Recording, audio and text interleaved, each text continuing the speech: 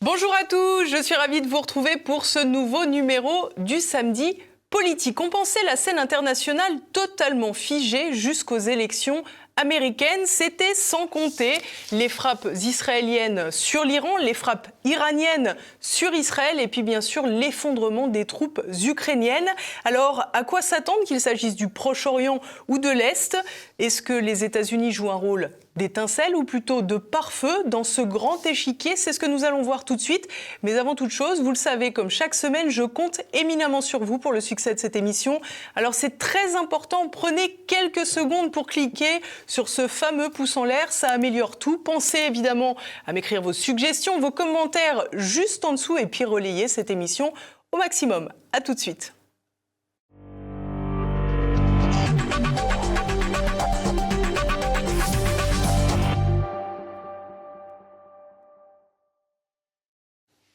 Et à mes côtés aujourd'hui, Éric Denessé. Bonjour monsieur. Bonjour. Merci beaucoup d'être avec nous. Vous êtes docteur en sciences politiques, ancien analyste du renseignement et directeur du CF2R que vous avez fondé d'ailleurs en 2000. C'est le Centre français de recherche sur le renseignement. Vous publiez de très nombreux ouvrages collectifs. Je citerai l'Ukraine, la guerre américaine, la stratégie des néoconservateurs à l'origine du conflit, mais aussi le dernier, la guerre russo-ukrainienne, réalité et enseignement d'un conflit de haute intensité. C'était sous votre direction et celle d'Olivier Dujardin. Et vous collaborez également régulièrement au magazine Omerta pour le dernier numéro, notamment sur le retour de Donald Trump. Donald Trump contre-attaque. Vous y aviez signé un édito, vous décrivez la servilité, voire la suzeraineté de notre État vis-à-vis des États-Unis, dont nous revendiquons la place de partenaire, alors que notre docilité semble de plus en plus sans contrepartie.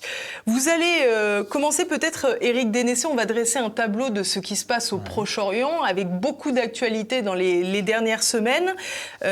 On arrive presque un an après le 7 octobre et le début de la riposte israélienne sur Gaza.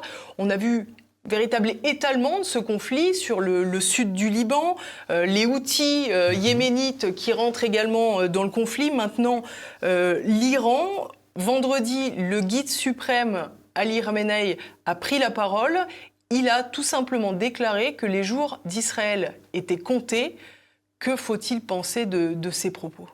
Alors, sur les propos de Khamenei, il y a deux choses. Il y a effectivement une indéniable exaspération chez les Iraniens de la politique israélienne, que ce soit à Gaza, que ce soit au Liban, que ce soit sur les frappes que vous décriviez, mais qui ont eu lieu non seulement au Yémen, mais aussi en Syrie. Et il y a eu des ripostes sur les milices irakiennes, les milices chiites qui se trouvent en Irak. Donc ça, c'est le premier point. Il y a cet antagonisme très fort entre les Iraniens et les Israéliens, surtout entre le régime iranien actuel. Et puis, c'est aussi un discours qui a une grande portée et qui cible beaucoup la population à l'intérieur. Parce que Téhéran ne peut pas rester sans réagir après l'élimination de Hassan Nasrallah. Les médias occidentaux n'ont pas assez montré les énormes manifestations qu'il y a eu dans tout le monde arabe, quasiment depuis, on va dire au moins depuis l'Égypte jusqu'au Pakistan, où les populations considéraient que Nasrallah était un symbole. Alors, même des populations sunnites, encore une fois, ça ne veut pas dire qu'il ait eu raison, mais il y a vraiment une lame de fond, et donc le chef de l'État iranien ne pouvait pas rester sans réagir en la matière. Il a aussi besoin de remobiliser son opinion, parce que l'une de leurs craintes, même si elle est relativement minime, c'est que si le conflit se durcissait et qu'il y ait des frappes israéliennes et américaines, il y ait également en parallèle une tentative de déstabilisation du pays interne et donc un renversement du régime. Donc il lui fallait tenir ce type de discours. Alors bien sûr, c'est un discours qui est extrêmement agressif à l'égard d'Israël. Le discours du Hezbollah, le discours du Hamas sont aussi des discours très très durs qui prônent la destruction de l'État hébreu. Alors il y a deux choses derrière ça. D'abord, il ne faut pas oublier que c'était aussi le discours de l'OLP pendant longtemps et que quand les négociations existent, on est arrivé à faire... L'OLP, l'Organisation de Libération Palestinienne. Palestinienne. De Yasser Arafat. À la fin, juifs et palestiniens arrivaient à se parler et ce n'était plus dans le programme de l'OLP. Donc aujourd'hui, vu qu'on a des extrémistes des deux côtés, bien sûr dans ce monde musulman en Iran, au Hezbollah, mais aussi à Tel Aviv, le gouvernement autour de Netanyahou et de Ben Gvir sont des fondamentalistes, je dirais, de la pire espèce. Je crois qu'il faut en être extrêmement conscient. Ils ne sont pas le reflet de la société israélienne. israélienne. Ils en sont un des reflets, mais on a des deux côtés, finalement, des gouvernements qui sont des gouvernements fondamentalistes sur le plan religieux et qui sont en plus dans la surenchère en matière de vocabulaire et de déclaration. Comment pourrions-nous évaluer le rapport de force entre ces deux blocs, entre d'un côté Israël et un soutien indéfectible de Washington, et de l'autre côté ce bloc qui a commencé avec Gaza, puis le Liban et évidemment l'Iran qui est derrière avec une collaboration des Houthis régulièrement? Alors il y a deux choses, vous avez raison d'employer cette expression, c'est un couple israélo-américain. Les Israéliens seuls ne représentent environ que 10 millions d'habitants, ils sont au milieu de centaines de millions d'habitants des pays arabes qui ne leur veulent pas tous nécessairement du mal, mais qui leur sont quand même globalement hostiles. Donc ça veut dire quoi? Ça veut dire que si on parle de couple israélo-américain, ça veut dire que sans le soutien des Américains, les Israéliens n'existent plus. Ils en sont bien sûr tout à fait conscients, mais le paradoxe, c'est que ce sont eux qui manipulent beaucoup plus les États-Unis que les États-Unis qui arrivent à leur imposer leurs décisions. Donc c'est un camp relativement homogène, même si en réalité la société israélienne, en tout cas jusqu'à l'élimination de Nasrallah, était très divisée. Depuis 2 ans maintenant, l'impopularité de Netanyahou, ses réformes judiciaires, y compris sa politique à Gaza, a fait de nombreux opposants en interne. Il a réussi par l'offensive au sud Liban et l'élimination des cadres du Hezbollah, puis de la direction du Hezbollah, finalement à réobtenir un espèce de statut de sauveur de l'État hébreu, parce qu'effectivement c'est un des ennemis héréditaires qui est au nord d'Israël qu'il fallait éliminer. Donc il y a eu beaucoup de soutien qu'il avait perdu. De l'autre côté, d'abord le camp arabo-musulman n'est pas homogène. Les leaders dans cette opération contre Israël sont bien les Iraniens, avec l'ensemble de leur proxy. Mais avec une grande difficulté, c'est qu'aujourd'hui, les Iraniens font tout pour éviter l'escalade. On voit bien que d'un côté, on a Netanyahou et son gouvernement qui se disent « nous avons une opportunité puisque nous avons commencé à enfoncer les portes une à une et personne n'a mis son veto ». Il faut rappeler que même si on est, comme c'est mon cas, un défenseur de l'État hébreu, la quantité de victimes qui a été faite à Gaza est absolument inqualifiable et inacceptable. 1200 morts d'un côté, c'est horrible, ça a été des actes barbares, on l'a tous dit, on l'a tous critiqué avec l'action du Hamas, mais faire probablement 40 à 50 000 morts, si ce n'est pas plus, dans une grande majorité de civils, en face, c'est totalement normal. Donc l'Iran, par rapport à ça, voit bien que Netanyahou n'a pas été sanctionné par les Américains ni par les gouvernements européens, même si les opinions sont de plus en plus critiques vis-à-vis d'Israël. Il a essayé... vous interrompre, mais avec un peu un double jeu américain, c'est-à-dire qui consiste à dire à Netanyahou de retenir ses coups tout en continuant totalement l'acheminement d'armes. Mais bien sûr, mais après là on rentre sur les jeux de lobby, c'est-à-dire que la communauté juive américaine, que ce soit la Jewish Defense League ou l'AIPAC, sont des gens qui soutiennent vraiment l'État hébreu avec des comportements qui peuvent se comprendre. C'est que généralement quand on n'est pas sur place, on culpabilise encore plus et on va faire tout ce qu'il faut pour que nos coreligionnaires puissent bénéficier d'un soutien. Et un certain nombre de spécialistes des relations internationales l'ont démontré. C'est vrai qu'il y a un pouvoir d'influence terrible sur le Congrès américain de la part de ces lobbies juifs américains qui fait qu'ils ont souvent un rôle déterminant, voire même ils arrivent pas à dicter, mais à influer profondément la politique américaine.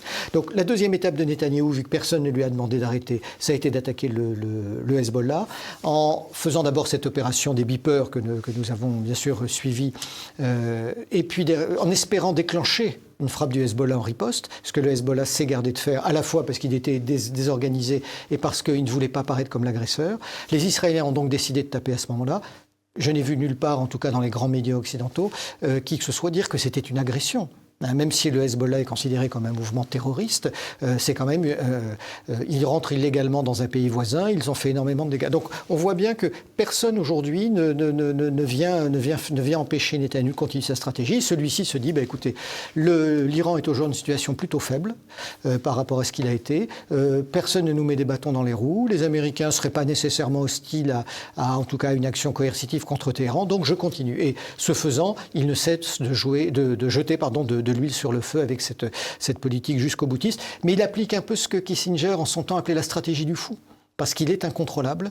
Et finalement, on se retrouve dans une situation qui rappelle un petit peu celle de l'Ukraine. C'est-à-dire que les deux grands alliés des Américains, enfin les deux grands États que les Américains soutiennent, que sont d'un côté l'Ukraine et de l'autre côté Israël, avec Zelensky et Netanyahou, eh bien, Washington risque de se retrouver entraîné dans une guerre parce que justement, ces deux acteurs deviennent incontrôlables et se retrouvent aujourd'hui dans des situations périlleuses et sont prêts à monter aux extrêmes pour sauver leur peau en tant qu'homme politique en particulier.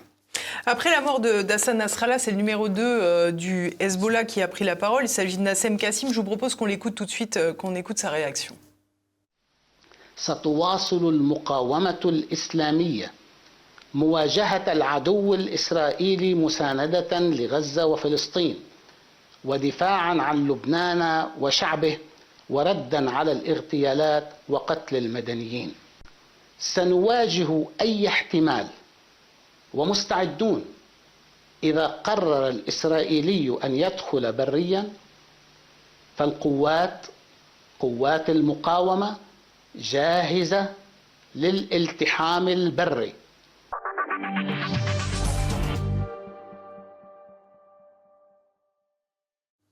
Bon, alors évidemment des déclarations de puissance, j'allais dire, vis-à-vis de Netanyahou. Pour autant, comme vous l'avez dit, Israël est entré au Liban avec beaucoup de confusion d'ailleurs, avec des gens qui infirmaient cette incursion, Tsahal qui l'affirmait, etc. C'est difficile de toujours bien saisir exactement ce qu'il se passe. Il y a un gros jeu de dupes finalement dans toute cette affaire aussi. Oh ben oui, parce que de toute façon, il y a une guerre de l'information autour de tous ces conflits. Donc chacun essaie de présenter sa vérité, sa réalité. Elle existe déjà au niveau international, mais elle existe dans chaque pays, puisqu'il y a des enjeux d'influence de l'opinion, parce qu'il y a des enjeux électoraux derrière. Donc effectivement, il faut à chaque fois décrypter ça. Alors ce qui est quand même intéressant, c'est qu'à notre époque, il y a suffisamment de médias dans tous ces pays, alors que ce soit sur la crise ukrainienne comme sur la crise israélienne, alors, quand ce n'est pas censuré, qui permettent d'avoir une vision un petit peu plus claire, des choses. Mais effectivement, si vous n'écoutez d'un côté que Zelensky ou que Poutine ou de l'autre, vous n'écoutez que Khamenei ou le porte-parole de Tsahal, vous avez une vision qui est obligatoirement partielle des choses. Vous avez évoqué tout à l'heure cette attaque via les beepers, oui. Puis les talkie-walkie le deuxième jour, le lendemain, c'était mi-septembre. Est-ce que cette attaque était inédite ou est-ce qu'elle avait déjà eu lieu par le passé ? Non, c'est une attaque qui est tout à fait inédite. C'est une opération qui est tout à fait remarquable sur un plan technique, en matière de renseignement, encore une fois, sans porter de jugement moral. Elle est tout à fait remarquable, elle montre finalement la manière dont les Israéliens, après la guerre de 2006, ont su se remettre en question, retravailler en profondeur pour être sûr de gagner la guerre suivante, parce qu'il faut rappeler que 2006, en réalité, c'est un match nul. Mais un match nul, quand c'est l'armée israélienne d'un côté et le Hezbollah de l'autre, c'est effectivement, ça apparaît, bien sûr, ça apparaît comme une victoire du mouvement chiite libanais. Donc les Israéliens l'ont assez mal vécu, ils ont donc redéployé énormément de moyens, ils se sont remis en cause. Alors c'est assez logique dans leur mentalité, parce qu'ils vivent le couteau sous la gorge depuis toujours, depuis 1948. Je ne dis pas qu'ils ne sont pas responsables de certaines choses, mais en tout cas, la seule façon pour eux d'être en permanence prêts à assurer leur propre sécurité, c'est ça, c'est se remettre en question en matière de renseignement, en matière de tactique et de stratégie militaire. Donc c'est une très belle opération. Elle a quand même beaucoup handicapé le Hezbollah. Les frappes qui ont suivi ont été encore plus dévastatrices. Maintenant, elles ont généré un autre problème que les Israéliens ont déjà confronté auquel les Israéliens ont été confrontés dans les années précédentes. Quand on fait de la lutte antiterroriste, et c'est ce que à peu près tout le monde a fait dans le monde, on cherche d'abord à éliminer les chefs des réseaux terroristes. Et puis, une fois qu'on a éliminé les chefs des groupes terroristes, on va essayer d'éliminer les cadres intermédiaires. Et puis, il reste ensuite tous les hommes de terrain. Mais le problème, c'est qu'une fois que les hommes de terrain n'ont plus de chefs et plus de cadres intermédiaires, c'est des petites cellules de 2, 3, 5, 6 personnes qui sont présentes plus imprévisibles. Partout dans le pays, qui ne sont pas coordonnés, qui deviennent imprévisibles. Les Israéliens l'avaient déjà expérimenté sur la lutte contre les Palestiniens du Hamas et à l'époque où la lutte était plus forte en Cisjordanie, et donné des conseils d'ailleurs au moment de la lutte contre Al-Qaïda aux Occidentaux en disant faites attention de ne pas vouloir tuer tous les cadres et tous les dirigeants, parce qu'après vous allez vous retrouver devant des cellules qui sont incontrôlables et que vous ne pourrez pas identifier. Et moi je pressens que c'est ce qui est en train de se passer au sud Liban. Sur cette affaire des talkie-walkie et des beepers, vous le dites, sur le plan technologique, et j'insiste, sur ce seul plan, c'était plutôt une prouesse. Est-ce qu'il y a une disproportion, on va dire? Est-ce que les Iraniens sont très en retard sur les technologies israéliennes ou est-ce que finalement leurs forces sont ailleurs? Alors, c'est une prouesse technologique, mais c'est surtout une prouesse... on va dire... logistique. Oui, mais en matière d'enseignement. En logistique, non, puisque tout conduit à penser que les beepers ont été fabriqués en Israël. C'est quand même bien plus logique, puisqu'on sait que la société hongroise qui a été identifiée au début, puis la société bulgare ne sont que des faux-nés. Est-ce que d'ailleurs ce sont des sociétés, enfin pas fictives, mais avec un seul salarié, dans des immeubles de bureaux ou dans des immeubles particuliers où il y a 100 sociétés en domiciliées. Donc est-ce que ces gens-là ont été manipulés par le Mossad ou étaient au courant qu'ils participaient à une opération? Mais on ne trouve pas trace de l'endroit où ont été fabriqués les beepers. Et quand on estime qu'il y a plusieurs milliers de beepers, peut-être 3 000, 5 000, 7 000, moi je ne sais pas exactement, la seule façon de le faire efficacement, c'est de le faire chez soi. Parce qu'il faut bien... Et les Israéliens ont cette capacité industrielle pour le faire. Donc je ne les vois pas faire ça nuitamment sur un tarmac d'aéroport. Voilà, parce qu'il faut quand même qu'en matière de technique et de technologie, il faut qu'il y ait les moyens. Donc ça, c'était une très belle opération. Mais avant d'en parvenir à ça, ça veut dire qu'il a fallu infiltrer le Hezbollah, savoir comment ils communiquaient, puisqu'ils avaient arrêté les téléphones portables pour passer au beeper, où est-ce qu'ils comptaient acheter leurs beepers, quelle quantité ils comptaient commander. Donc il a fallu qu'ils infiltrent vraiment le mouvement. Et donc c'est un travail qui a probablement duré depuis 2-3 ans, minimum, si ce n'est plus, qui leur a permis de parvenir à cette performance en matière de renseignement. Même si on peut contester le fait de tuer autant de personnes est condamnable. Bon, après, c'est une guerre entre deux États, donc Et c'est peut-être aussi en prenant la mesure de cette, je reprends vos termes, performance de renseignement, que paradoxalement, on se rend compte aussi de l'échec total de Benjamin Netanyahou quand il n'arrive pas à empêcher le 7 octobre. Oui, alors c'est pour ça que ça a redonné par ailleurs un peu de crédit à certaines rumeurs ou théories que... on peut presque qualifier de complotiste en disant Netanyahou a laissé faire les attentats du 7 octobre. Voilà, moi je n'y crois pas. Mais effectivement, alors ceci dit, on a affaire à deux mouvements différents et on a affaire à des services différents, puisque la lutte contre le Hamas est plutôt, surtout à Gaza, est plutôt du fait du Shin Bet, donc la sécurité intérieure, un peu du renseignement militaire et du renseignement technique, Aman, enfin de l'unité 8200 du renseignement militaire, alors que le travail contre le Hezbollah est plus la mission du Mossad et là aussi de l'unité 8200 d'Aman. Donc ce sont des différences. Il y a un autre élément qu'il faut avoir à l'esprit, c'est que pourquoi il y a une disproportion en matière de renseignement? C'est parce qu'il est difficile d'infiltrer des sociétés fermées. La société israélienne, à partir du moment où la très grande majorité des habitants sont juifs, et sont des gens qui... C'est une petite société. On ne peut pas infiltrer facilement quelqu'un qui peut se faire passer pour juif, être recruté dans les services et infiltrer l'appareil d'État. Alors qu'inversement, nos sociétés occidentales, mais la société iranienne, la société libanaise, sont des sociétés beaucoup moins homogènes, avec des courants très divers entre les chrétiens, les musulmans, chiites, sunnites, les druzes et tout ça, les alaouites en Syrie.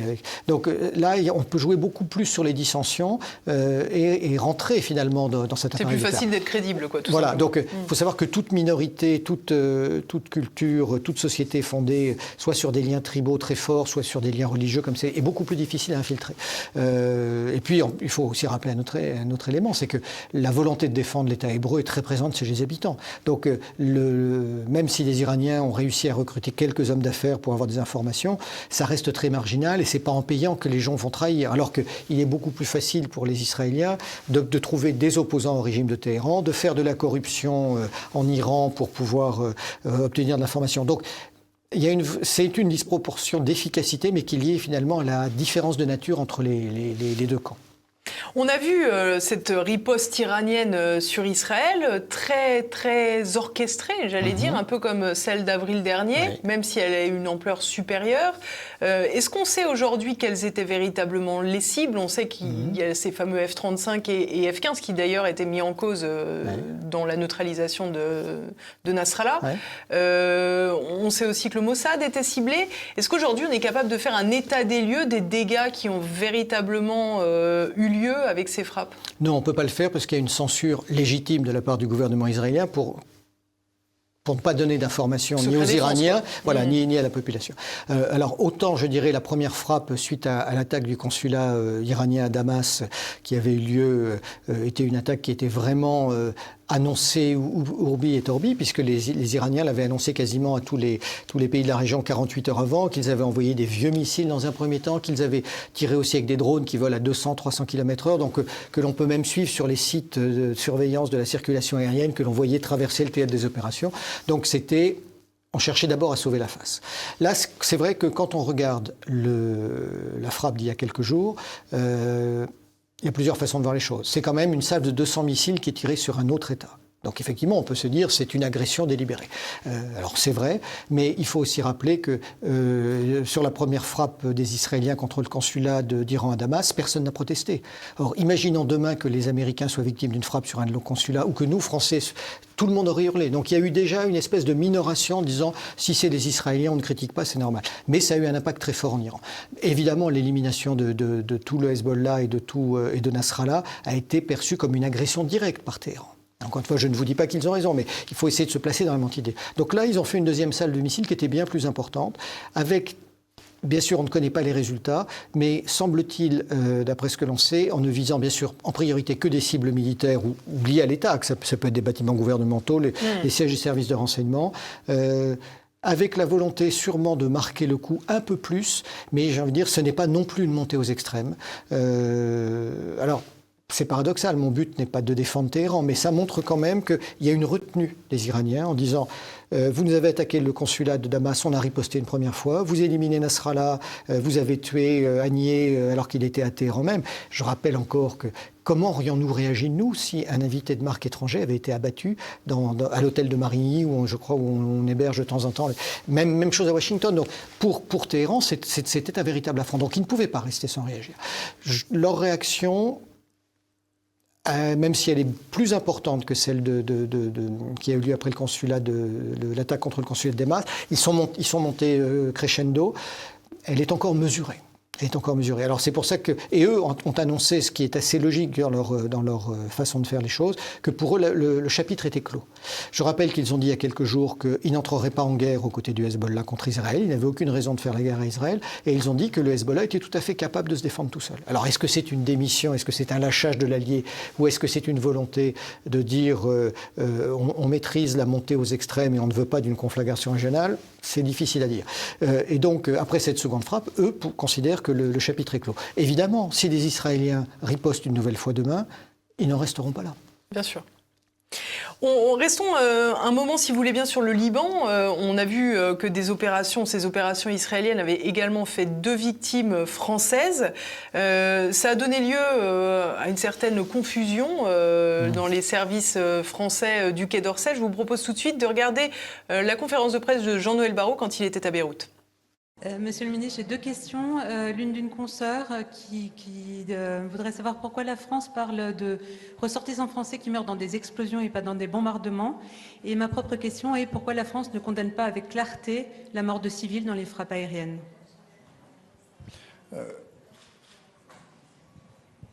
La première question, c'était, pardon? Pourquoi vous parlez de morts dans des explosions et pas dans des... Si, le premier communiqué qui est sorti a parlé d'une ressortissante française décédée suite à une explosion. J'ai parlé de frappe et j'ai pas de problème à parler de bombardement. Vous n'avez pas qualifié d'israélienne, donc on pourrait imaginer qu'elle vienne de Mars. Très bien.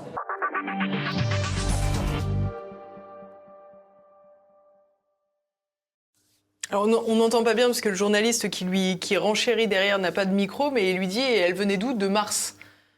Ces frappes. Donc on voit une certaine exaspération de la presse française vis-à-vis des affaires étrangères françaises qui ne prennent pas vraiment position sur ces questions, y compris quand 2 ressortissants sont morts. Bon, ceci dit, il n'y a pas beaucoup d'autres gouvernements étrangers qui prennent position. Seuls les Canadiens et les Britanniques, ces dernières semaines, ont dit qu'ils allaient arrêter les livraisons de munitions à Israël, mais je crois qu'ils représentent l'un et l'autre 1 à 2% du stock.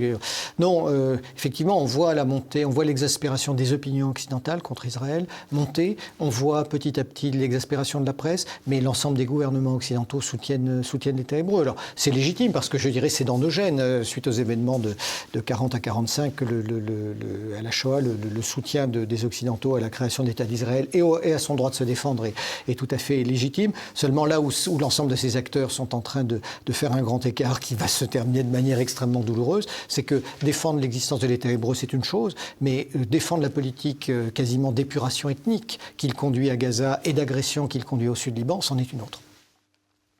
On a le sentiment, toutefois, que Benjamin Netanyahou, quelque part, ressort gagnant de cette parenthèse, parce que finalement, en ayant été la cible de l'Iran, en ayant réussi à neutraliser la tête du Hamas, puis maintenant la tête du Hezbollah, finalement, il a montré à sa population qu'il était capable de faire ce qu'il avait dit qu'il ferait. Oui, il est très audacieux, c'est un risque tout, et pour l'instant, les planètes sont alignées, ça lui réussit. Il faut rappeler que, d'abord, l'opération de Gaza n'est pas un succès aussi extraordinaire qu'on le dit, ça va faire bientôt 1 an, puisqu'on va fêter dans quelques jours les massacres terroristes du 7 octobre, dont il a... Il reste toujours des otages, il reste toujours des otages, dont il a directement une part de responsabilité à travers les décisions qui n'ont pas été prises pour protéger la frontière entre Israël et Gaza. L'efficacité des opérations à Gaza n'a pas été si forte que ça, puisque le Hamas, le parti politique ne disparaîtra pas, mais sa branche armée existe toujours, et de toute façon elle renaîtra, malheureusement je le dis, les excès de la politique israélienne font qu'à chaque fois qu'ils tuent un innocent, ils vont recréer de terroristes. Donc on repart sur quelque chose qui va durer des décennies. Mais à très court terme, il semblerait effectivement aujourd'hui que le contexte soit favorable à Netanyahou, qui, je dirais, par sa politique extrêmement audacieuse contre le Hezbollah, réussit à finalement apparaître comme un des sauveurs du peuple israélien. Et du coup, on est en train d'oublier finalement tout ce qu'on lui reprochait avant le 7 octobre, depuis le 7 octobre. Et c'est pour ça que probablement il pousse au maximum pour faire quelque chose contre l'Iran. Mais les Américains freinent pour la majorité des cas de fer. Alors justement, vous parlez des Américains, je vous propose d'écouter Joe Biden qui évoquait justement le soutien américain vis-à-vis d'Israël. But based on what we know now, the attack appears to have been defeated and ineffective. And this is testament to Israeli military capability and U.S. military. It's also a testament to intensive planning between the United States and Israel to anticipate and defend against the brazen attack we expected. Make no mistake, the United States is fully supportive of Israel.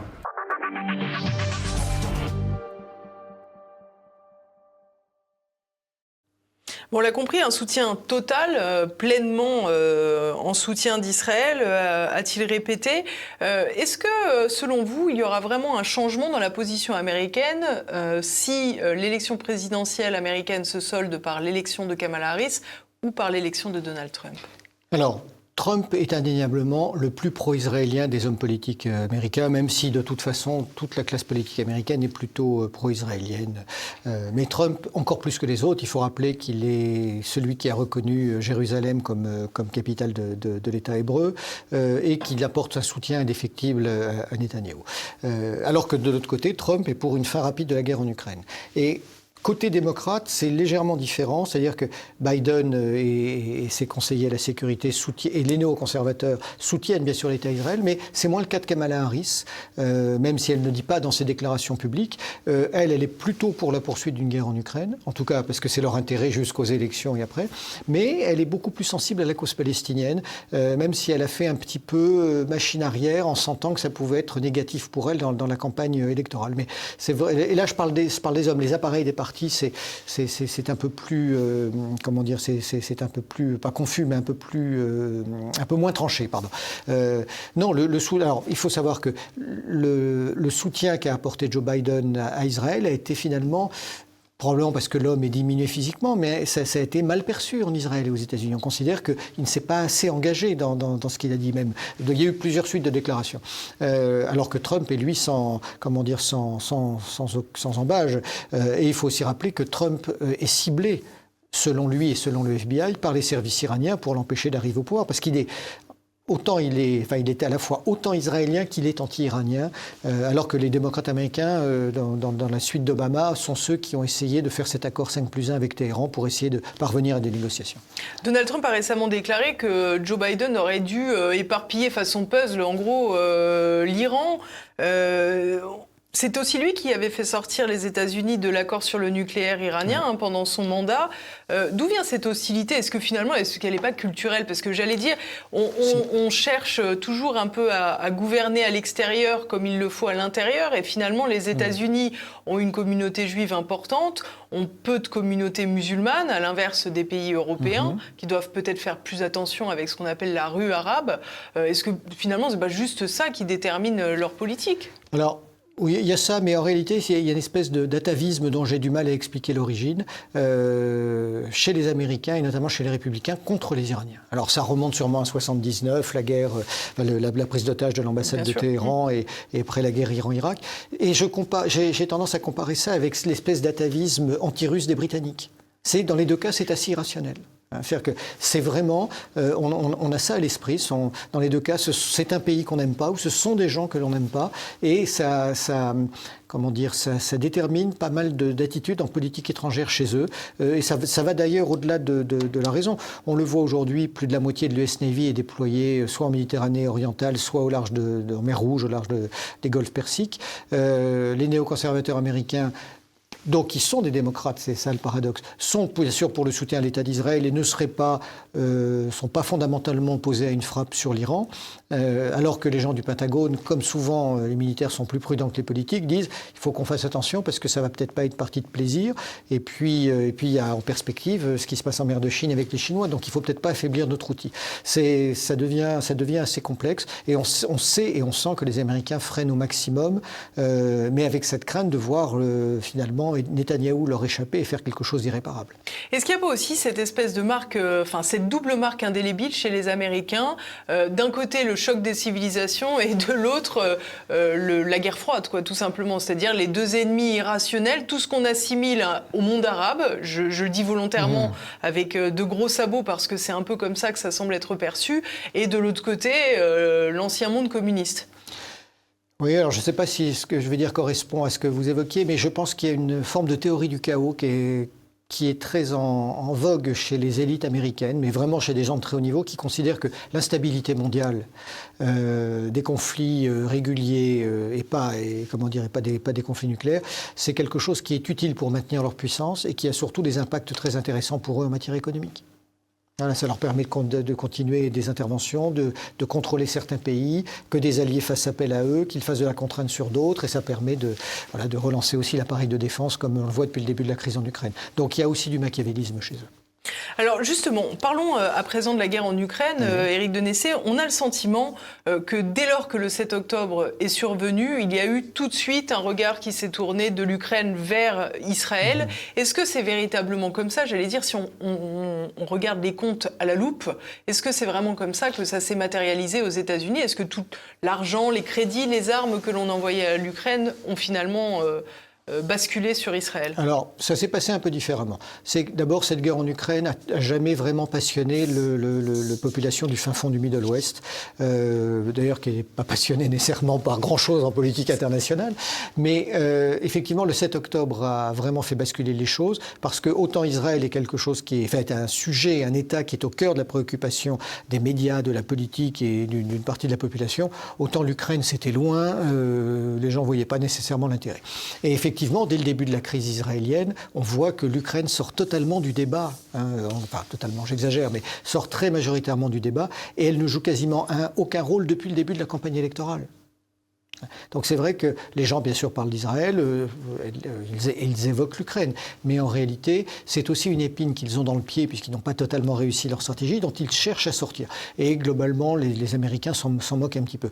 En matière financière, il y a eu un ralentissement des aides, Bien sûr, il y a un accroissement des aides à Israël, mais il faut se rappeler que tout au début, pour être sûr de faire passer les aides à l'Ukraine, il faisait voter au Congrès une loi d'aide extérieure dans laquelle se trouvait dans un seul package, permettez cet anglicisme, l'aide à Tel Aviv et l'aide à Kiev. Donc ça veut dire que, et là c'est ce que cherche faire l'équipe Biden, c'est ne pas laisser tomber l'Ukraine, mais surtout ne pas laisser tomber l'Ukraine avant les élections.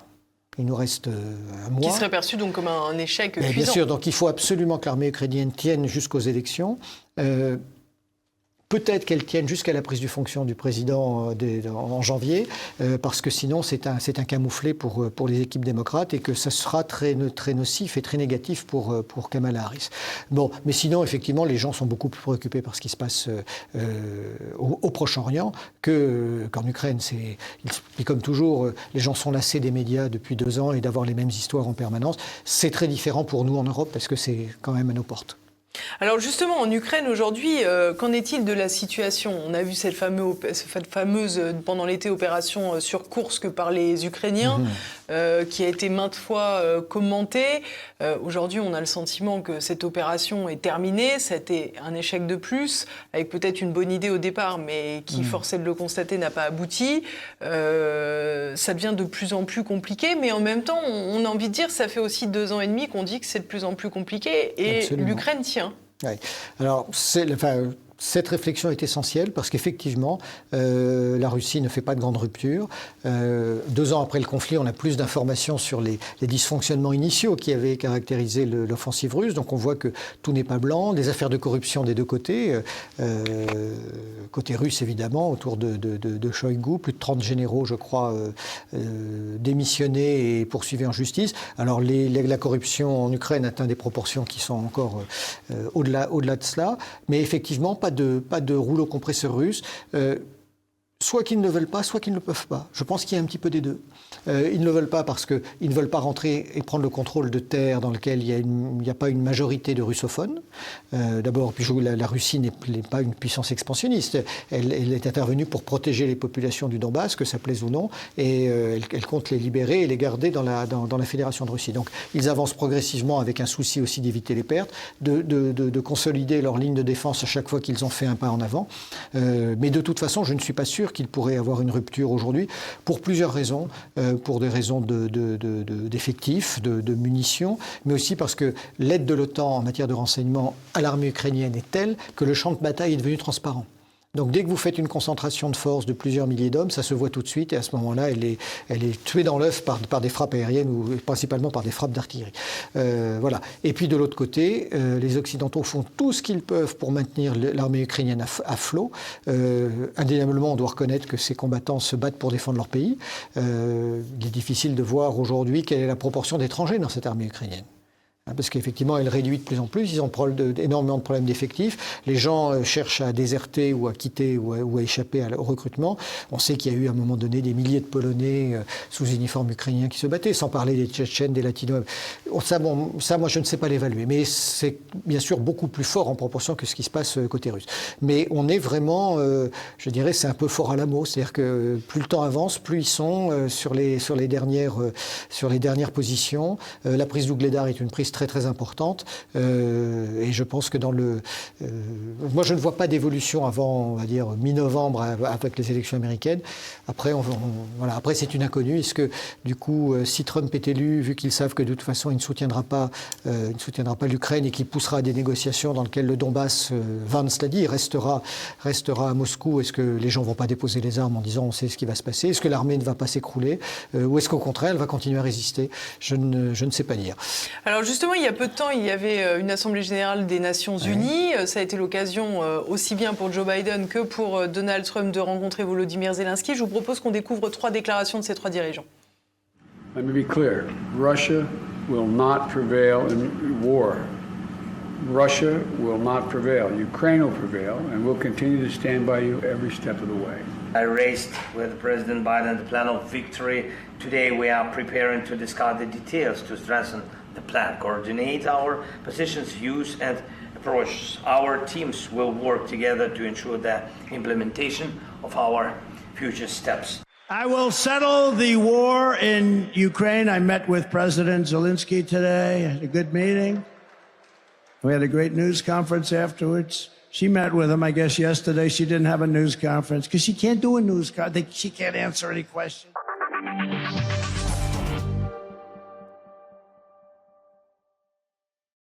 Bon, on a le sentiment très clairement que pour Volodymyr Zelensky, il vaudrait mieux que ce soit les démocrates qui gagnent. Ah ben évidemment. D'ailleurs, son voyage à Washington il y a quelques jours a été assez mal vécu par les Républicains parce qu'il a été perçu par eux comme un soutien à la candidature de Kamala Harris. Johnson, qui était le chef des Républicains au Congrès, a refusé de le recevoir. Et Trump l'a refusé aussi au début en disant « Je ne vois pas pourquoi nous allons aider cet homme qui refuse de négocier ». Voilà. Et puis, bon, il y a eu des pressions et Donald Trump a fini par le recevoir. On ne sait pas exactement ce qui s'est passé, mais l'un et l'autre ont pu sauver la face. Mais je pense que on est là dans la comédie politique classique.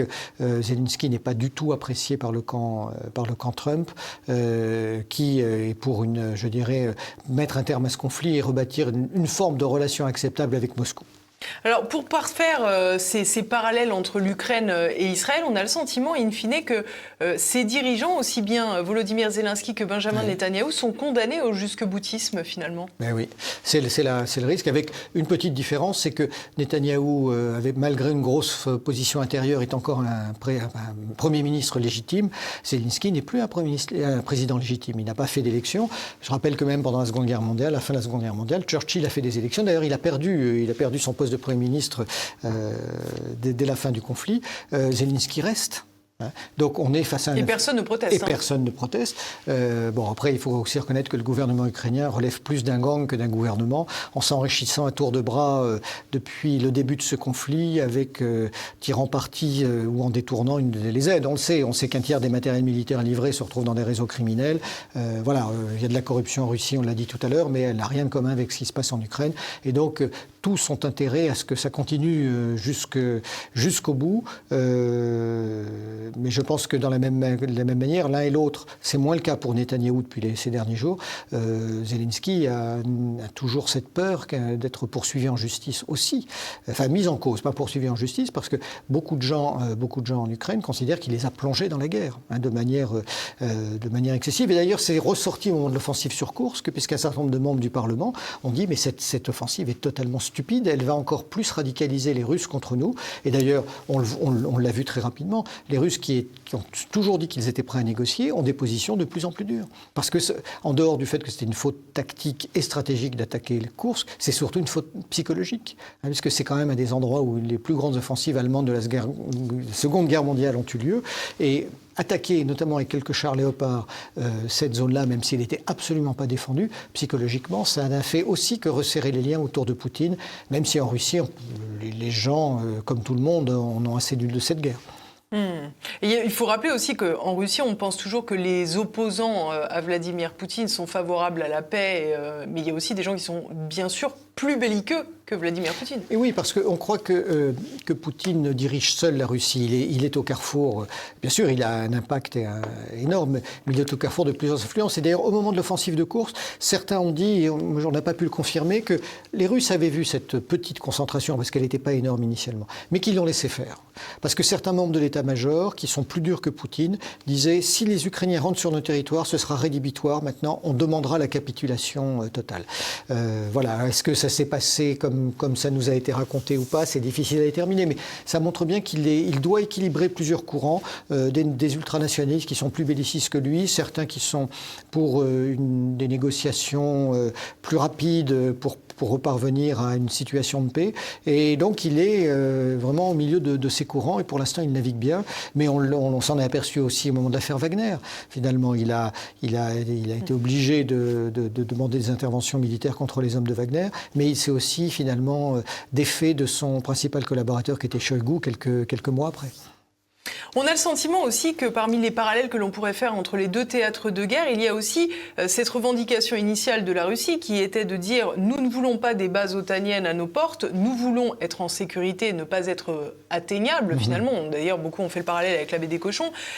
Aujourd'hui, finalement, on peut très bien comprendre aussi qu'Israël ait la même volonté, à savoir d'être en sécurité vis-à-vis de ses frontières, puisqu'on voit bien qu'en ce moment, tout consiste à pousser le Hezbollah loin des frontières du nord de l'Israël. Finalement, ce qu'on peut tout à fait comprendre pour Israël, est-ce que Qu'est-ce qui a expliqué qu'on ne puisse pas le comprendre pour la Russie ? Oui, parce qu'en fait, il y a une différence fondamentale. Le droit d'Israël à la sécurité a toujours justifié ses opérations offensives à l'extérieur, il faut le dire. Depuis 1948, Israël a bougé les frontières.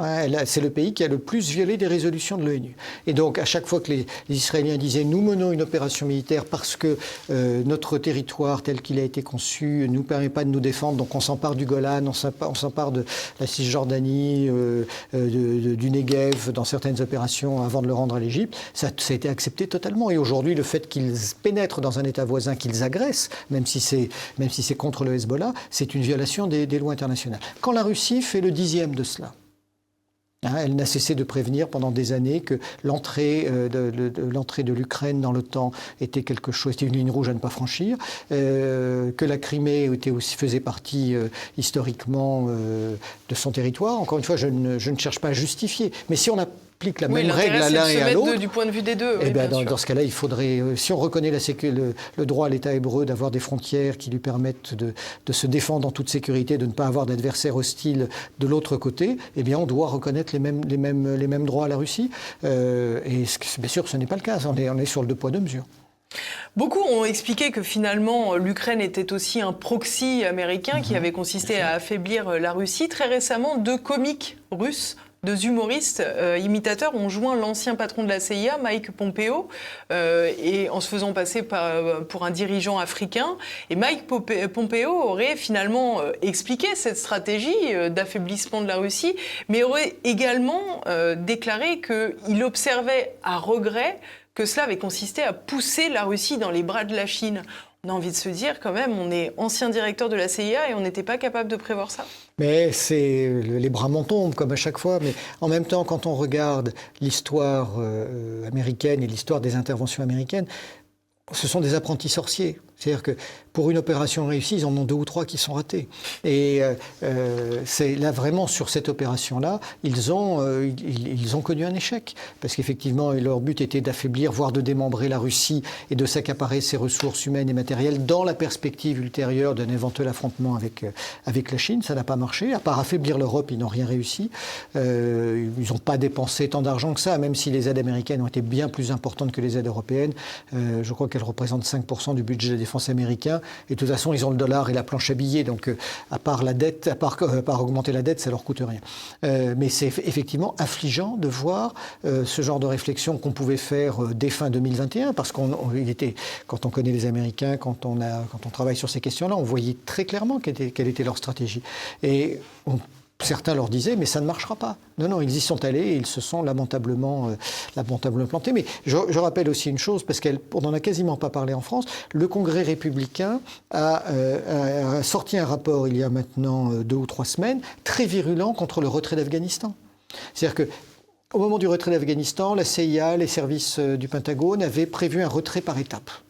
Et dès que Biden est arrivé au pouvoir, il a balayé d'un revers de main toute la planification qui avait été faite. Il a rapatrié tout le monde en quelques semaines. Et l'Afghanistan est tombé dans un chaos terrible. Alors là, c'est un peu paradoxal. C'est une faute américaine. Et c'est l'équipe de Biden, c'est pas uniquement lui qui en est responsable. Alors que pour une fois, il semblerait que les Américains avaient prévu un retrait par étapes qui se passe bien. Mais voilà, quand c'est pas une erreur de stratégie faite par les penseurs du Pentagone ou du Conseil de sécurité, c'est le président lui-même qui vient finalement saboter la politique internationale. Ils sont malheureusement coutumiers du fait.